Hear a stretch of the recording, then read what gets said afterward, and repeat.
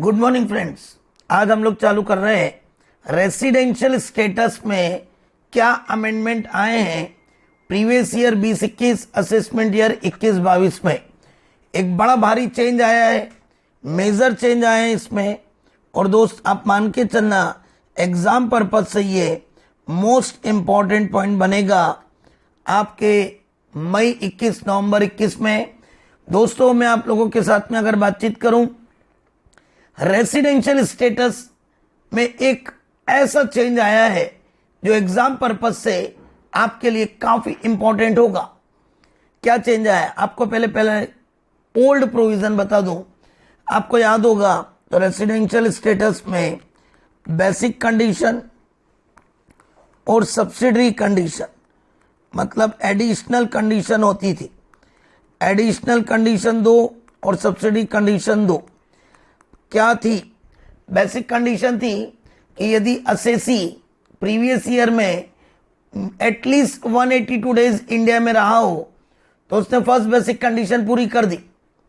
मतलब previous year 2020-21 में अगर असेसी एटलीस्ट 120 डेज मतलब 120 और मोर डेज इन इंडिया में रहा तो उसने पहली बेसिक कंडीशन पूरी कर दी, हम ऐसा मानते हैं। याद करें, subsidy condition second basic condition में प्रीवियस ईयर में वो मिनिमम 60 दिन तथा before previous year out of 4 years वो एटलीस्ट 365 डेज इन इंडिया में रहा हो तो सेकेंड बेसिक कंडीशन होती थी। तो 2 बेसिक कंडीशन होती थी। Assessee should live in India at least 182 days in India, मतलब असेसी को at least 182 days or more in India में रहना होगा पहली बेसिक कंडीशन करने के लिए। सेकेंड बेसिक कंडीशन थी कि असेसी को प्रीवियस ईयर में मिनिमम 60 डेज और before previous year out of 4 years में एटलीस्ट 365 डेज इन इंडिया में रहा हो। अगर दोनों में से कोई एक बेसिक कंडीशन भी पूरी कर दी तो वो रेसिडेंट कहलाता था, और दोनों में से एक भी पूरी नहीं करी तो वो नॉन रेसिडेंट कहलाता था। याद करें, एडिशनल कंडीशन थी कि अगर असेसी ने बिफोर प्रीवियस ईयर पिछले 10 सालों में एटलीस्ट 2 बार वो भारत का रेसिडेंट रहा हो। Before previous year out of 10 years at least 2 times the assessee should be resident in India. ये सब्सिडी कंडीशन थी। सब्सिडी की सेकेंड कंडीशन थी before previous year out of 7 years at least 730 days assessee should live in India. पिछले साल के पहले के 7 सालों में असेसी कम से कम 730 दिन इंडिया में रहा हो। बेसिक में से कोई दोनों में से कोई एक या दोनों पूरी कर दो तो वो रेसिडेंट, और एक भी पूरी ना करो तो नॉन रेसिडेंट। अगर वो रेसिडेंट हो गया तो फिर हम एडिशनल को चेक करते थे कि अगर उसने एडिशनल की दोनों पूरी करी बेसिक के साथ साथ तो वो रेसिडेंट एन ऑर्डिनरी रेसिडेंट होता था। पर बेसिक तो पूरी कर दी पर सब्सिडी की एक करी एक नहीं करी, दोनों नहीं करी तो रेसिडेंट बट नॉट ऑर्डिनरी होता था। और बेसिक की एक भी पूरी नहीं करी तो वो नॉन रेसिडेंट होता था। ये प्रोविजन थे। बेसिक दोनों कंडीशनों में 3 एक्सेप्शंस थे जिनमें बेसिक कंडीशन चेक करने का ऑप्शन केवल पहला वाला ही रहता था, सेकेंड वाले का ऑप्शन नहीं होता था। वो 3 कंडीशन थी कि यदि कोई इंडिया का सिटीजन है और वो इंडिया के शिपिंग बिजनेस में क्रू मेंबर के रूप में काम करता है और वो इंडिया से बाहर जा रहा है तो उसको बेसिक कंडीशन का ऑप्शन चेक करने का पहला ही रहता था। Indian citizen, crew member of Indian shipping business, वो बाहर जा रहा हो तो only first basic condition should be check. Second थी, अगर वो इंडिया का सिटीजन है और इंडिया के बाहर एम्प्लॉयमेंट के लिए जा रहा हो तो भी उसको पहली बेसिक कंडीशन चेक करने का ऑप्शन था, सेकेंड नहीं था। तीसरा था कि अगर वो इंडियन सिटीजन हो या इंडियन ओरिजिन हो और इंडिया के बाहर रहता हो और आज वो इंडिया में विजिट के लिए आ रहा हो तो भी उसको पहली बेसिक कंडीशन चेक करने का ऑप्शन था, दूसरा नहीं चेक कर सकता था। अगर वो पहली बेसिक कंडीशन पूरी करे तो रेसिडेंट, नहीं करे तो नॉन रेसिडेंट। ये ओल्ड प्रोविजन थे। अब चेंज क्या आया है? मैंने आपको पहले ओल्ड बता दिया, अब चेंज क्या आया है? एक्सेप्शनल कंडीशन में चेंज आया है। एक्सेप्शनल कंडीशन में चेंज आया है वो जो 3 कंडीशन थी कि जिन 3 कंडीशनों में आपको केवल पहली बेसिक कंडीशन ही चेक करना पड़ती थी, वो पूरी करो तो रेसिडेंट, नहीं करो तो नॉन रेसिडेंट। उन 3 में से 2 तो वही है, 2 कंडीशन तो वही है, 2 कंडीशन तो वही है। मैंने 3 बार बोला है, मतलब मेरी कैसेट नहीं अटकी है, इंपॉर्टेंट पॉइंट है। पहली कंडीशन थी एक्सेप्शनल में कि यदि असेसी इंडियन सिटीजन हो, यदि असेसी इंडियन सिटीजन हो एंड वो इंडिया के शिपिंग बिजनेस के क्रू मेंबर के रूप में इंडिया के बाहर जा रहा हो and he is a crew member, crew member मतलब समुद्री जहाज के बेड़े के सदस्य, समुद्री जहाज में जो काम करते हैं, राइट, वो बेड़े के सदस्य, he is a crew member of Indian shipping business, Indian shipping business, और वो इंडिया के बाहर जा रहा हो तो उसके लिए बेसिक कंडीशन पहली रहती थी 182 डेज वाली, वो पूरी करी तो रेसिडेंट, नहीं करी तो नॉन रेसिडेंट, वो आज भी वही है। सेकेंड, कोई इंडियन सिटीजन हो and live India for employment purpose, इनके लिए पहले भी केवल फर्स्ट बेसिक कंडीशन थी 182 दिन वाली, आज भी वही है। इन दोनों दशाओं में आज भी check only first basic condition 182 days or more in India, 182 days or more in India, 182 दिन और या उससे ज्यादा इन इंडिया में रहा, यस, यदि एसएससी बोलता यस तो वो रेसिडेंट हुआ, नहीं तो वो non resident. Do not check the second basic condition, note in above 2 cases do not check second basic condition, आज भी वही है। इन दोनों में कोई फर्क नहीं पड़ा। यदि आप इंडियन सिटीजन हो, इंडिया के क्रू मेंबर के रूप में इंडिया के बाहर जाते हो, या आप इंडियन सिटीजन और इंडिया को छोड़कर एम्प्लॉयमेंट के लिए बाहर जा रहे हो, तो please check the first basic condition, that is 182 days or more, वो पूरी करी तो रेसिडेंट, नहीं करी तो non resident. Do not check the second basic condition, ये पहले भी था, आज भी है, कोई अंतर नहीं है। चेंज कहां आया, कहां चेंज आया? थर्ड एक्सेप्शंस में, जो थर्ड एक्सेप्शंस था, यदि कोई इंडियन सिटीजन हो या इंडियन ओरिजिन हो, और इंडियन ओरिजिन आपको मालूम है ना, इंडियन ओरिजिन कौन होता है? यदि वो खुद या उसके माता पिता या उसके दादा दादी या उसके नाना नानी कोई भी अनडिवाइडेड इंडिया में पैदा हुए हो तो वो इंडियन ओरिजिन होगा। तो यहाँ पे दो, इंडियन सिटीजन हो या इंडियन ओरिजिन हो, इंडियन ओरिजिन हो और वो इंडिया के बाहर रहता हो, और वो इंडिया के बाहर रहता हो and will come in India for visit.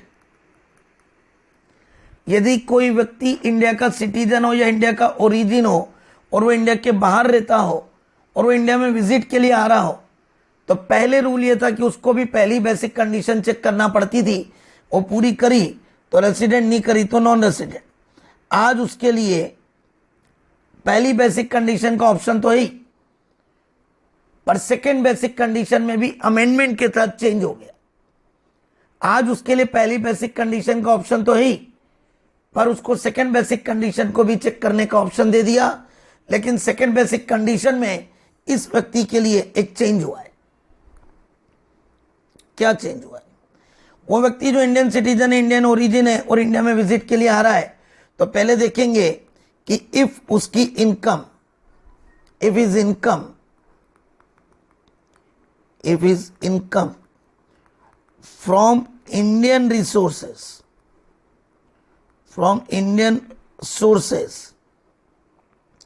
is up to or less than, मतलब अप टू बोल दिया तो अपने आप में आ गया 15 lakhs। यदि उसकी इनकम इंडिया सोर्सेस से 15 लाख या उससे कम है, तो उसको केवल पहली बेसिक कंडीशन चेक करनी है। Then check only first basic condition 182 days और मोर इन इंडिया में रहा। यदि वो बोलता है यस, यदि वो बोलता है यस, यदि उसने यस बोला, मतलब पहली बात तो अपन यहां पे लिखते हैं यस और नो, नॉन रेसिडेंट, यस तो फिर वो रेसिडेंट। अब रेसिडेंट हो गया, मतलब अगर कोई व्यक्ति इंडिया में विजिट के लिए आया हो और उसकी इनकम 15 लाख से ज़्यादा नहीं हो, तो उसको फर्स्ट बेसिक कंडीशन चेक करेंगे। वो पूरी करी तो रेसिडेंट, नहीं करी तो नॉन रेसिडेंट। ये नॉन रेसिडेंट हो गया तो पिक्चर क्लोज। और अगर ये रेसिडेंट है और उसने अगर सब्सिडी दोनों पूरी करी, सब्सिडी मतलब एडिशनल, बोथ फुलफिल, तो वो रेसिडेंट एंड ऑर्डिनरी रेसिडेंट हो गया। और सब्सिडी बोथ नॉट फुलफिल, एक नहीं, दो नहीं, एक हाँ दो नहीं, एक नहीं दो हाँ, तो वो resident but not ordinary resident. ये पहले भी था, आज भी है, but the important change is that कि उसकी इनकम 15 लाख से कम है, तो उसको केवल पहली बेसिक कंडीशन चेक करना है।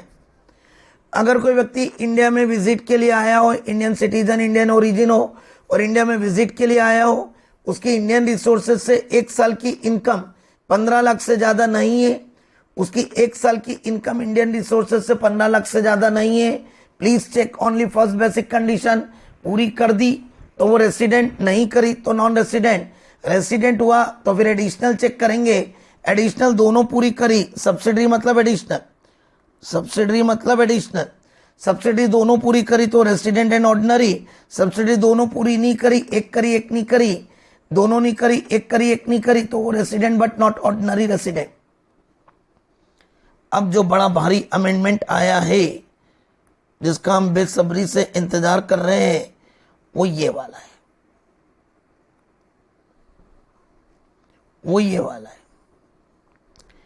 If his income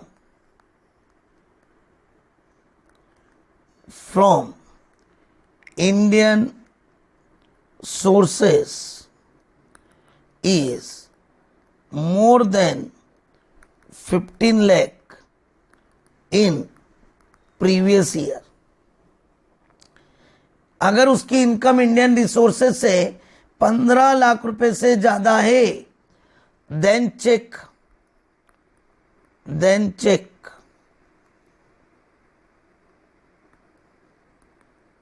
both condition, बस सेकेंड कंडीशन में चेंज होगा। First 182 days or more in India हो रहा हो, और सेकेंड सबसे खास अगर वो यहाँ पे 182 days or more in India में रहा हो, और सेकेंड, जब मैं ऐसी बात करता हूं, यहाँ पे ये नहीं लिखता है,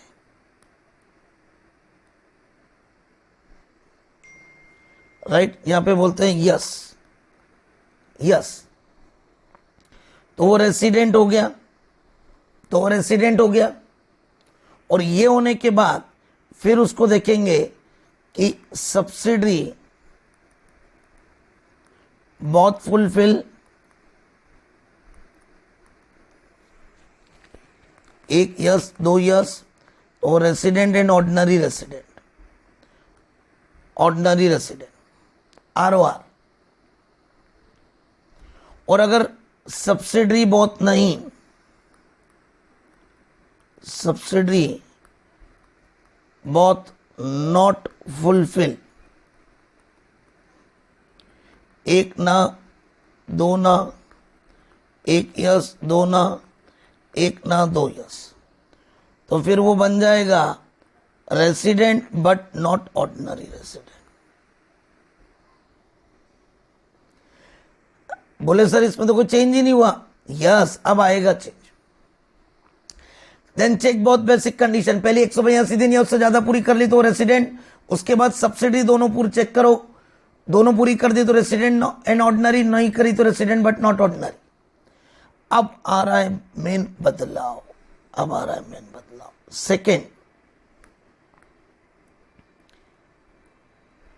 if first basic condition not fulfil, right, check second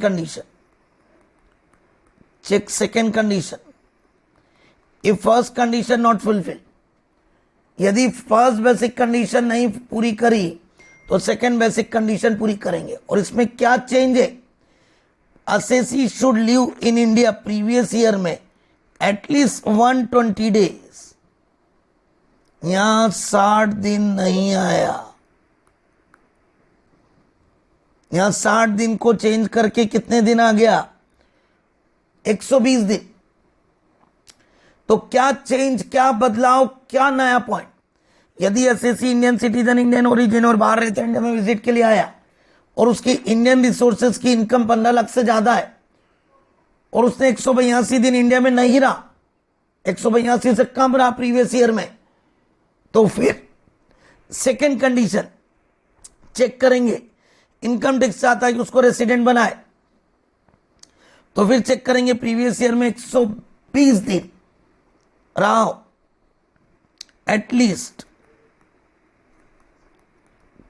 plus before previous year, वो वही है, आउट ऑफ 4 साल एटलीस्ट 365 days और मोर इन इंडिया।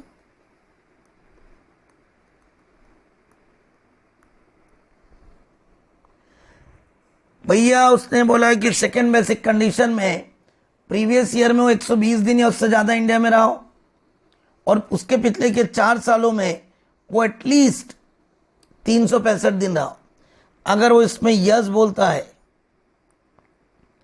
यदि वो कंडीशन पूरी करता है यस, तो उसको सब्सिडी चेक नहीं करनी पड़ेगी, then he would be, then the assessee would be, ध्यान देना, resident but not ordinary resident, resident but not ordinary resident. Do not check subsidy condition, do not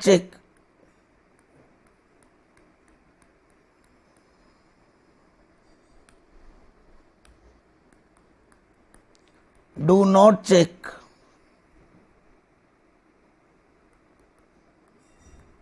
subsidy या एडिशनल कंडीशन।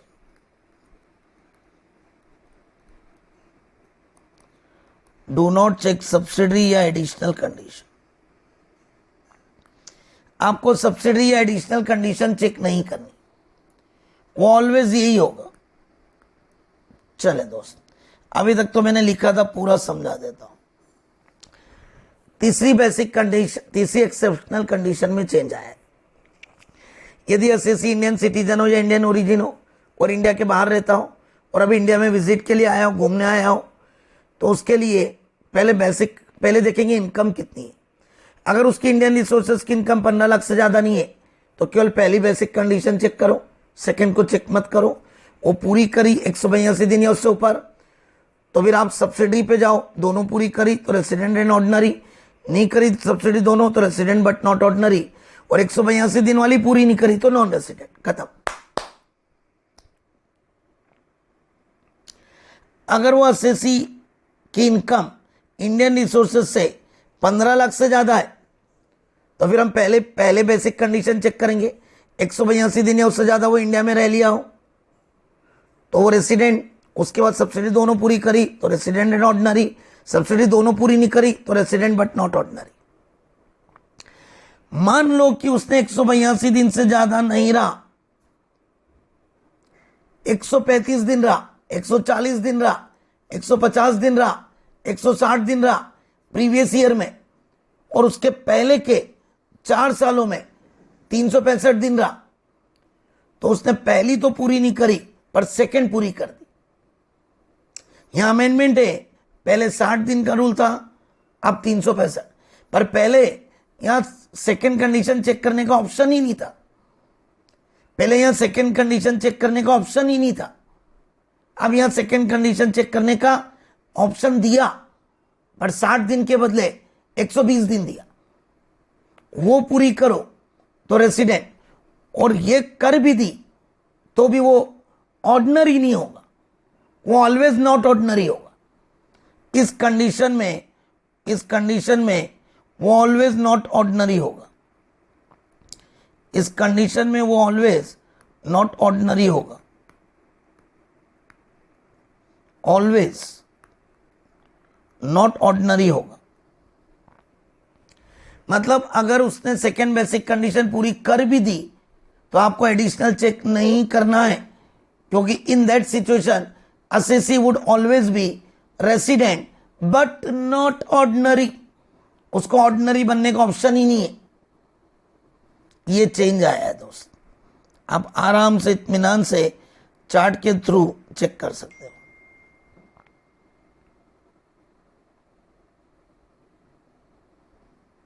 ये check कर लो, ये वाला अमेंडमेंट है, ये amendment है।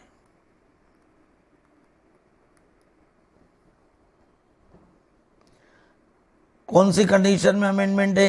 ये ना,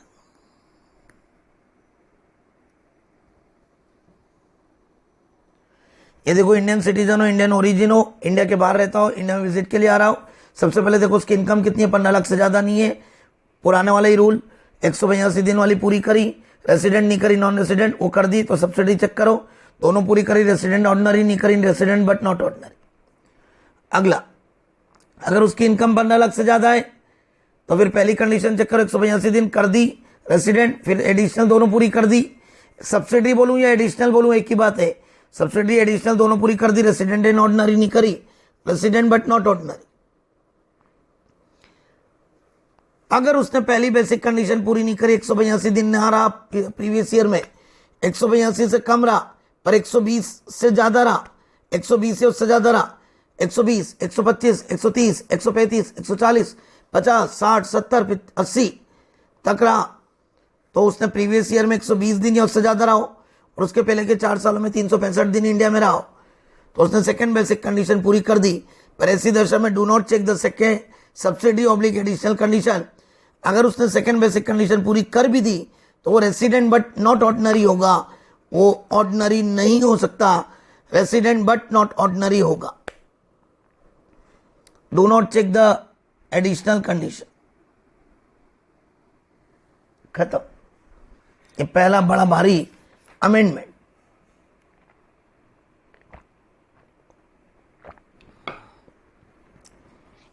अब मेरे दोस्त, यहां पे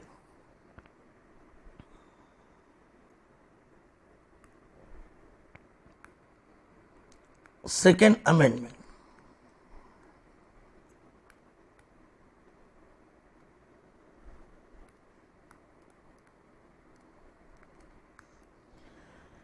सेकेंड अमेंडमेंट क्या है? ये HIN लोगों पे लगा, डीम्ड रेसिडेंट की कंसेप्ट लगी। डीम्ड मतलब माना गया, सेक्शन 61A, कहाँ जा रहे हो, सेक्शन 61A, ये बेसिकली HIN हाई प्रोफाइल वाले व्यक्तियों पे लगा। ये सेक्शन इसलिए लाया गया कि कई व्यक्ति टैक्स इवेशन के पर्पज से, जो बड़े अमीर होते हैं, वो लोग अलग अलग देश में बहुत दिन रहते हैं और वो इस तरह का मैनेजमेंट करते हैं कि वो कुछ दिन इस देश में रहे, कुछ दिन इस देश में रहे, कुछ दिन इस देश में रहे, और ऐसी कंडीशन बना लेते हैं कि वो किसी भी देश के रेसिडेंट नहीं बनते। जब वो किसी भी देश के रेसिडेंट नहीं बनते तो उनको टैक्स में बहुत सारी एग्जम्पशन छूट मिल जाती है। तो इंडियन गवर्नमेंट ने सोचा, अपने फाइनेंस मिनिस्टर सीतारमन जी ने सोचा कि ऐसे व्यक्ति जो अलग अलग देश में अलग अलग दिन रहते हैं और इस तरह का प्रोफाइल बना लेते हैं कि वो किसी भी देश के रेसिडेंट नहीं बन पाए, इससे उनके टैक्सेशन की बचत होती है। तो इंडियन गवर्नमेंट ने बोला, सीतारमन जी ने, कि अगर तुमने डोमिसाइल या अन्य किसी भी कारण से कुछ ऐसा स्टेटस बना लिया कि तुम किसी भी अन्य देश के रेसिडेंट नहीं हो, तो तुम हमारे देश के रेसिडेंट माने जाओगे, बशर्ते तुम्हारी इनकम इंडियन रिसोर्सेज से 15 लाख से ज्यादा। तो यदि कोई व्यक्ति किसी अन्य देश का डोमिसाइल या अन्य किसी कारण से रेसिडेंट नहीं है और उसकी इंडियन रिसोर्सेज से इनकम 15 लाख रुपए से ज्यादा है और वो इंडियन सिटीजन है, तो वो इंडिया का डीम्ड रेसिडेंट माना जाएगा, पर इसे भी रेसिडेंट बट नॉट ऑर्डिनरी माना जाएगा, इसे ऑर्डिनरी नहीं माना जाएगा। तो 3 कंडीशन है कि यदि ये HIN ये ऐसे व्यक्तियों पे लगा जो टैक्सेशन का इवेशन कर रहे थे, जो टैक्सेशन का बचत कर रहे थे। 3 कंडीशन, यदि कोई व्यक्ति इंडियन सिटीजन है, दूसरा इंडियन रिसोर्सेज से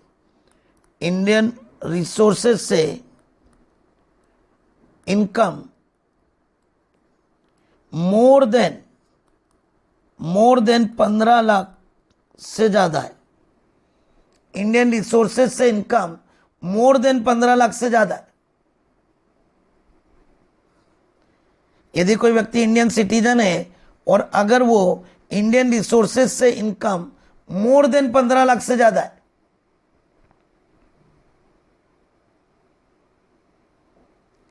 यदि कोई व्यक्ति इंडियन सिटीजन है और उसकी इंडियन रिसोर्सेज से इनकम मोर देन 15 लाख से ज्यादा है, मतलब एटलीस्ट 15 लाख है, और वो assessee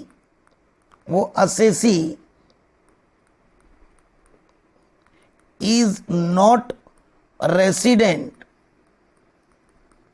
of other country due to domicile और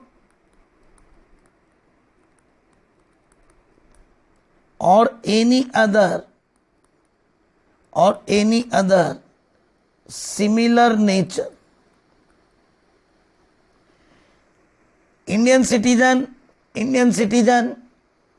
इंडियन सोर्सेस की इनकम मोर देन 15 लाख है। यदि कोई व्यक्ति इंडियन सिटीजन है, Indian sources income more than 15 lakh है, और assessee is not resident of other country due to domicile or any other nature, तो फिर वो व्यक्ति हमारे देश का पेन काफी बारीक चल रहा है। Then the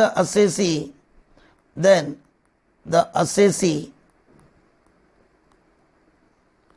would be resident but not ordinary resident for India के लिए माना जाएगा। खत्म, फॉर इंडिया के लिए माना जाएगा। यदि कोई व्यक्ति इंडियन सिटीजन हो, इंडिया की सोर्स की इनकम उसके 15 लाख से ज्यादा हो और वो डोमिसाइल या अन्य किसी कारण से कुछ दिन अलग अलग देशों में रहने के कारण वो अमीर आदमी है, ऐसा व्यक्ति है कि जो ऐसा प्लानिंग कर लेता है कि कुछ दिन इस देश में, कुछ दिन इस देश में, कुछ दिन इस देश में, कुछ दिन इस देश में रह के वो अपनी ऐसी प्रोफाइल बना लेता है कि वो किसी भी देश का रेसिडेंट नहीं हुआ, तो फिर इंडियन गवर्नमेंट, सीतारमन जी ने बोला, फाइनेंस मिनिस्टर ने, कि फिर वो हमारे देश का रेसिडेंट कहलाएगा, बट वो रेसिडेंट बट नॉट ऑर्डिनरी का स्टेटस रहेगा, ऑर्डिनरी रेसिडेंट नहीं कहलाएगा। RNOR, ये सेक्शन 6(1)(a) का डीम्ड रेसिडेंट का अमेंडमेंट। मैं आपका टाइम बिल्कुल कीमती समझते हुए कट टू कट पॉइंट आपके सामने रख रहा हूं। बहुत कंफ्यूजन है इस सेक्शन में, लोग बागों ने बहुत कंफ्यूजन पैदा कर रखा था। मैंने क्रक्स दे दिया आपको, बहुत कंफ्यूजन दे रखा था लोग बागों ने, मैंने क्रक्स दे दिया आपको। चेक कर लें। अब दोस्त, यहां पे एक और अमेंडमेंट है जो कि ठीक है अपनी जगह पे, पर ये दो ऊपर के अमेंडमेंट बहुत इंपॉर्टेंट थे। Section 9, scope of income. Scope of income पे एक अमेंडमेंट उन्होंने जो दिया है वो बड़ा इंपॉर्टेंट अमेंडमेंट दिया है कि यदि कोई नॉन रेसिडेंट है, उसका बिजनेस कनेक्शन इन इंडिया हो, तो उसकी इनकम एक्रूड इन इंडिया मानी जाएगी। इफ नॉन रेसिडेंट व्यक्ति है और उसका बिजनेस कनेक्शन इन इंडिया हो, उसका बिजनेस कनेक्शन इन इंडिया हो और उसने वहां से इनकम अर्न करी हो,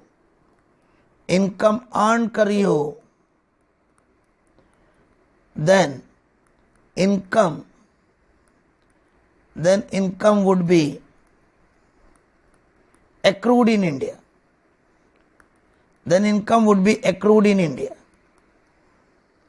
यदि कोई नॉन रेसिडेंट व्यक्ति है और उसका बिजनेस कनेक्शन इंडिया में हो, इन इंडिया हो, तो उसकी इनकम एक्रूड इन इंडिया मानी जाएगी। इसको समझाने के पहले मैं आपको बता दूं कि स्कोप ऑफ इनकम के चैप्टर में आप एक टेबल बनाते थे जिसमें आप तीनों तरह के एसएससी को लिखते थे, resident and ordinary, resident but not ordinary and NRI। उसमें आप लिखते थे कि अगर कोई इनकम एक्रूड इन इंडिया है,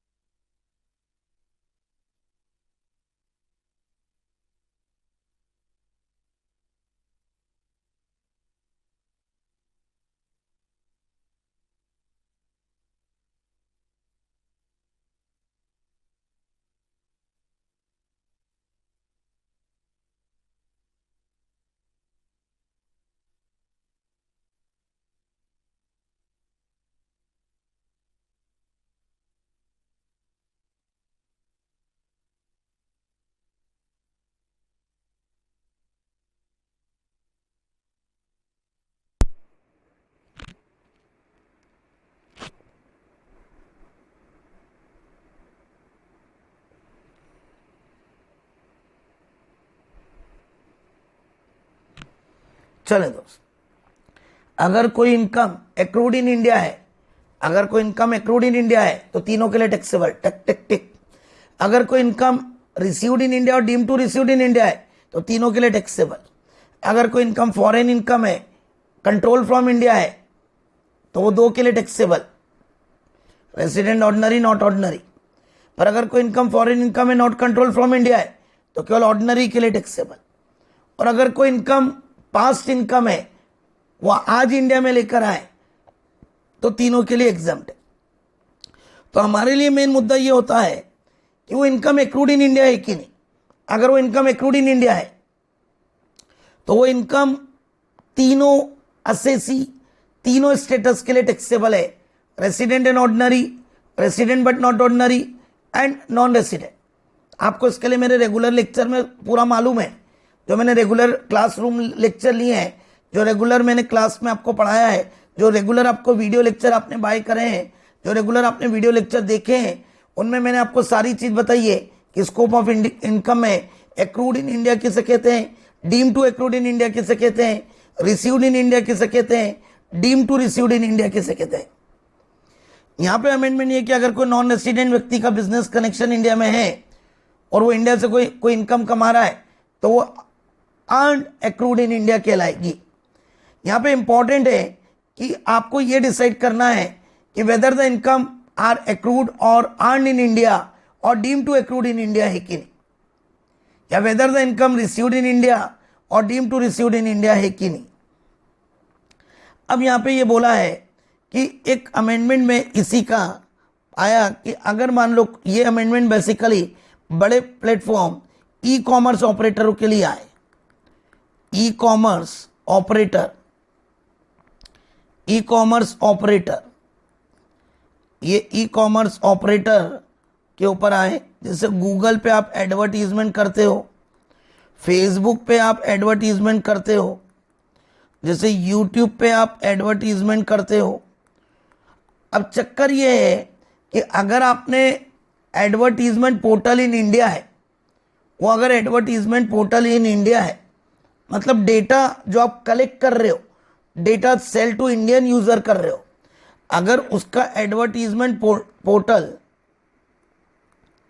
मतलब उस एडवर्टीजमेंट का फायदा इंडिया से मिल रहा है, इंडिया के यूजर है, इंडिया का प्रोडक्ट है, इंडिया के यूजर है, एडवर्टीजमेंट पोर्टल इन इंडिया है,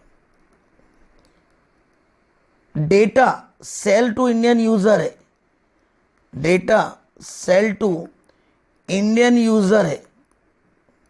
मतलब अगर वो एडवर्टीजमेंट पोर्टल इन इंडिया है जो गूगल पे आपने ऐड करा, फेसबुक पे करा और यूट्यूब पे करा और आपने उसमें इंडिकेट कर दिया कि मुझे किस तरह के कस्टमरों को ये ऐड दिखाना है, मुझे किस तरह के कस्टमरों को ये ऐड डिलीवर करना है, तो अगर वो डेटा पोर्टल इन इंडिया है, डेटा जो मैं सेल कर रहा हूं, जो मेरा एडवर्टीजमेंट सेल कर रहा हूं वो इंडिया के यूजर के लिए है, तो फिर ये अर्न इन इंडिया मानी जाएगी और फिर ये तीनों के लिए टैक्सेबल होगी, चाहे आप रेसिडेंट हो चाहे आप नॉन रेसिडेंट हो।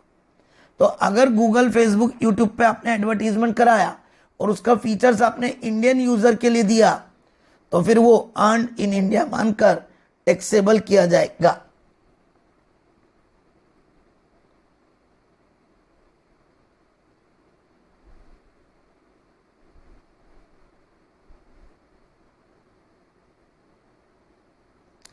सेकेंड पॉइंट, अगर किसी नॉन रेसिडेंट से आपने कोई टेक्निकल सर्विसेज इंडिया में ली हो, अगर आपने कोई नॉन रेसिडेंट से कोई टेक्निकल सर्विस इंडिया में ली हो, यूजर इंडिया का है, अगर कोई नॉन रेसिडेंट व्यक्ति से अगर आपने कोई टेक्निकल सर्विसेज इंडिया में रिसीव करी हो, अगर कोई नॉन रेसिडेंट व्यक्ति से अगर कोई टेक्निकल सर्विसेज आपने इंडिया में रिसीव करी है and you are giving the royalty and हम उसको रॉयल्टी गिवन दे रहे हैं, तो ये भी एक्रूड इन इंडिया मानी जाएगी, अर्न इन इंडिया मानी जाएगी। सीधी सी बात है, अगर आपने नॉन रेसिडेंट व्यक्ति का कोई बिजनेस कनेक्शन इंडिया में है और उसने इंडिया में कोई सेवाएं दी है और इनडायरेक्टली, डायरेक्टली, डीम्ड और डायरेक्टली अगर वो इंडिया में सेवाएं दे रहा है और you are giving the payment from the Indian resources and you are using the technical services in India, that is earn in India, accrued in India.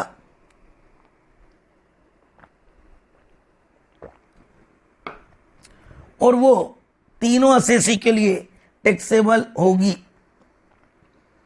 Fourth, अगर आपने कोई कंसिडरेशन ऑफ सेल और distribution, exhibition of cinematography film now covered within the definition of royalty.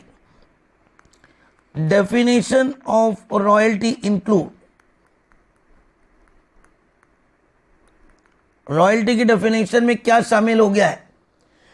अगर किसी ने film बनाई और आपने उसका डिस्ट्रीब्यूशन करा एंड आप उसकी रॉयल्टी की पेमेंट कर रहे हो, तो ये भी आपकी जो आपने सेल और डिस्ट्रीब्यूशन कराया सिनेमाटोग्राफी फिल्म को और उसके अगेंस्ट में कोई कंसीडरेशन ले रहे हो, तो वो भी रॉयल्टी में कंसीडर किया जाएगा, रॉयल्टी की परिभाषा में लिया जाएगा। उसने बोला है कि अगर आपने अपनी कोई सिनेमाटोग्राफी फिल्म को सेल करा है या उसका डिस्ट्रीब्यूशन करा है और उसके अगेंस्ट में कोई कंसीडरेशन ले रहे हो तो वो कंसीडरेशन भी रॉयल्टी की परिभाषा में माना जाएगा।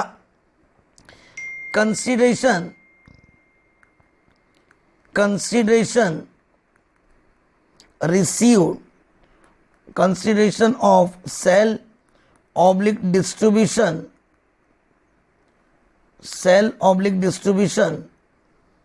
अगर आपने कोई कंसीडरेशन लिया है, किस लिए, सेल ऑब्लिक डिस्ट्रीब्यूशन या कोई एग्जीबिशन लगाई थी of cinematography,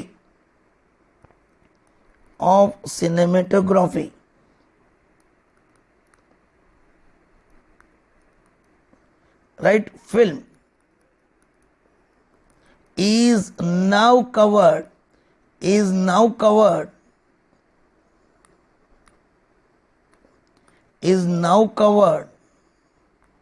under the definition of royalty.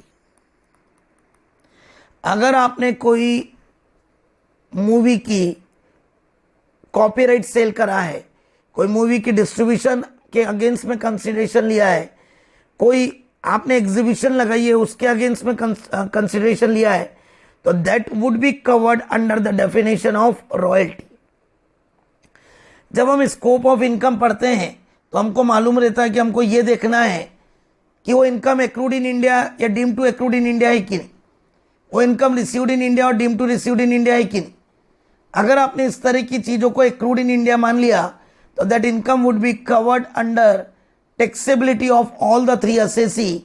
तो कुछ छोटी छोटी बातें हैं कि अगर आपने कोई नॉन रेसिडेंट या किसी ने भी कोई इंडियन को सर्विस दी और उससे रॉयल्टी प्राप्त करी एक्रूड इन इंडिया, आपने कोई सिनेमाटोग्राफी फिल्म की डिस्ट्रीब्यूशन एग्जीबिशन सेल करी है, उसका कंसिडरेशन लिया है, वो भी रॉयल्टी की परिभाषा में आएगा। आपने कोई गूगल, फेसबुक और यूट्यूब पे ऐड चलाया है जिसका यूज़र इंडियन है, डेटा इंडियन को सेल करना है, तो वो भी एक्रूड इन इंडिया माना जाएगा और वो तीनों के लिए टैक्सेबल होगा।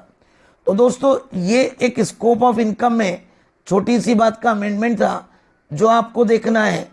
ये एक स्कोप ऑफ इनकम में छोटी सी बात का अमेंडमेंट था जो आपको चेक करना है। करेक्ट है? अगर आपने इसको देख लिया तो आपका काम हो जाएगा। दोस्तों मैंने आपको वादा किया है कि मैं आपको चैप्टर वाइज अमेंडमेंट की लिस्ट भी दूंगा और उनकी प्ले लिस्ट बना के आपको दूंगा। मैंने आपको पहला लेक्चर बेसिक का अमेंडमेंट का दिया था, ये सेकेंड लेक्चर है जो रेसिडेंशियल स्टेटस में अमेंडमेंट का बताया। अगला लेक्चर दूंगा सैलरी एड में अमेंडमेंट का, फिर दूंगा हाउस प्रॉपर्टी में, फिर दूंगा बिजनेस प्रोफेशन में, कैपिटल गेन में, अदर सोर्सेस में, डिडक्शन में। ऐसे अमेंडमेंट के सारे लेक्चर अलग अलग बना के दूंगा और जो प्लेलिस्ट दूंगा। पर याद रखना टीडीएस और टीसीएस के मेरे पूरे लेक्चर आप देखना, क्योंकि उसमें जबरदस्त अमेंडमेंट है टीडीएस में। तो वो आप केवल अमेंडमेंट देखोगे तो मजा नहीं आएगा, क्योंकि बीच बीच में बहुत सारे सेक्शनों में कोविड डेट का फर्क पड़ा था, तो वो आपको पूरा प्लेलिस्ट के साथ आएगा। इसी बात के साथ आज का लेक्चर रेसिडेंशियल स्टेटस का अमेंडमेंट के साथ मैं कंप्लीट करता हूं। All the best, thank you.